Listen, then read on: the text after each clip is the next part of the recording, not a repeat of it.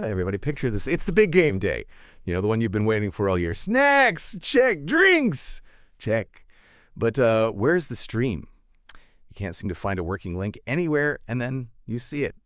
This website, totally promising a free, perfect HD stream. Tempting, right?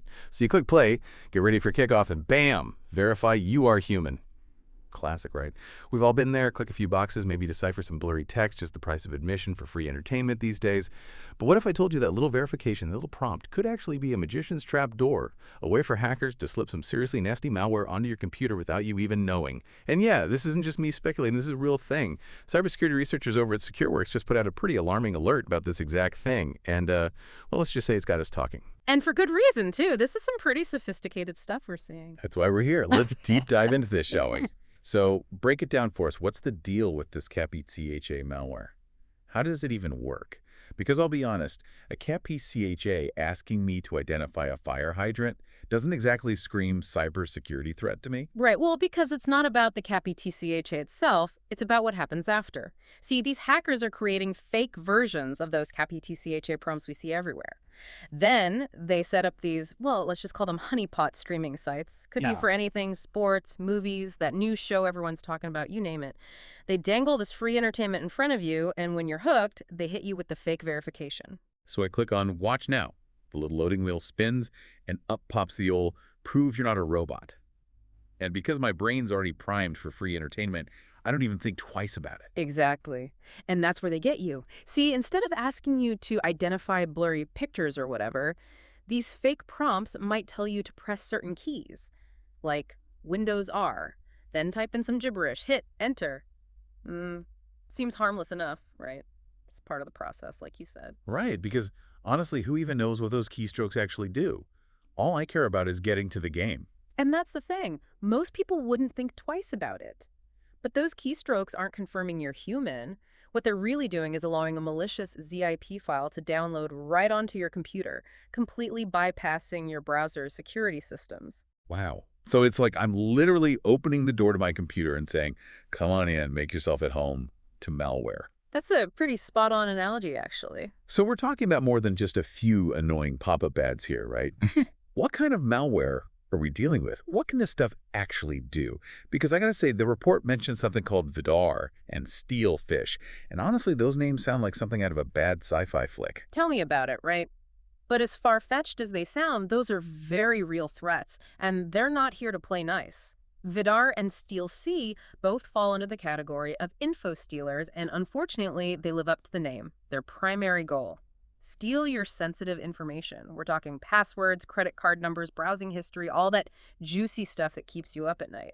Okay, so kind of like digital pickpockets, but instead of grabbing your wallet, they're going straight for your entire digital life. And they're good at it. Vidar alone was linked to almost $9 million in losses last year. 9 million. Yeah. Just from one piece of malware. Just one. And that's just the stuff we know about. A lot of this activity flies under the radar. But yeah, that stolen data is like digital gold on the black market. Access to your accounts, even if it's just for a little bit, can be bought and sold, leading to all sorts of bad news, identity theft, financial fraud, you name it. This is getting a little too real for me, honestly. And look, we always talk about online threats as if they only happen to other people, but this report from SecureWorks, it paints a pretty global picture, doesn't it? This isn't just happening in one corner of the internet. Nope. It's everywhere.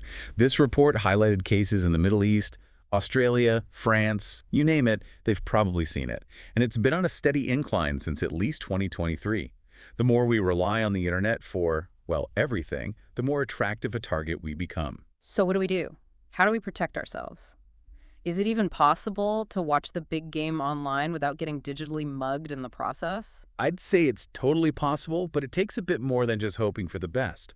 The good news is SecureWorks, in addition to sounding the alarm, offered some pretty solid advice. Well, don't leave us hanging. Lay it on us. What are the cybersecurity pros recommending? How do we keep our digital lives safe? First and foremost, strict browsing policies. And this is especially important if you're on a work computer. Think about it. You wouldn't leave your house unlocked, right? Strict browsing policies are like locking your digital doors and windows. Okay, that makes sense.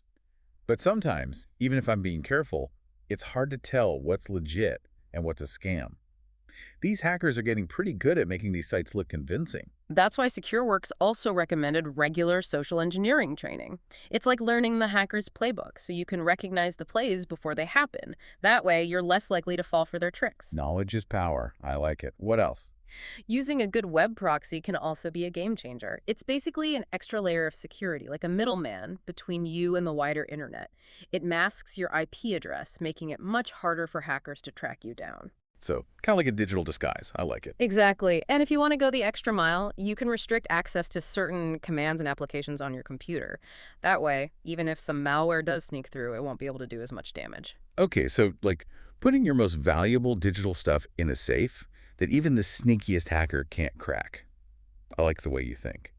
So to sum it all up, folks, remember, even seemingly innocent prompts can hide some nasty surprises.